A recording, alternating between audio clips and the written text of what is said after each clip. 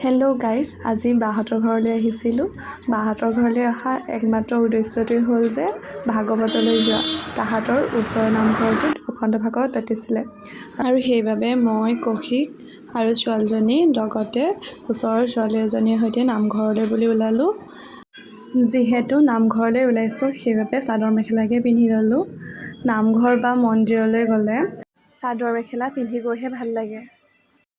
নামঘৰটো বাহঁতৰ ঘৰৰ পৰা বেছি দূৰ নহয়, সেইবাবে আমি গোটেইকেইটা খোজকাঢ়িয়ে নামঘৰলৈ গ'লোঁ। অলপ দূৰ খোজ কঢ়াৰ পিছত আমি গোটেইকেইটা নামঘৰ পালোগৈ। এয়া নামঘৰৰ সন্মুখভাগ।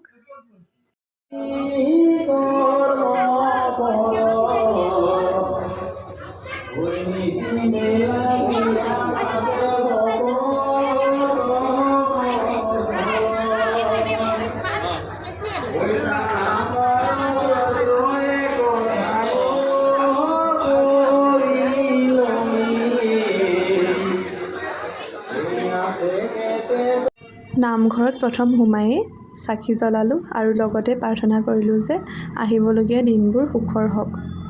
তাৰপিছত চাহ খাবলৈ সোমালোঁ। চাহ খালোঁ। নামঘৰৰ ভাগৱত পাঠ অলপমান আপোনালোকেও শুনকচোন।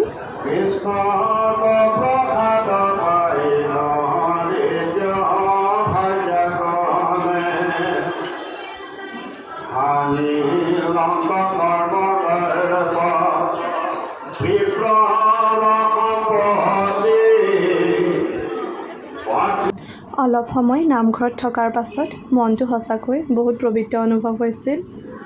যিহেতু ৰাতি সময় হ'ল সেইবাবে আমি গোটেইকেইটা ঘৰলৈ বুলি ঘূৰি আহিলোঁ। আজিলৈ ভিডিঅ'টো ইমানেই। ধন্যবাদ।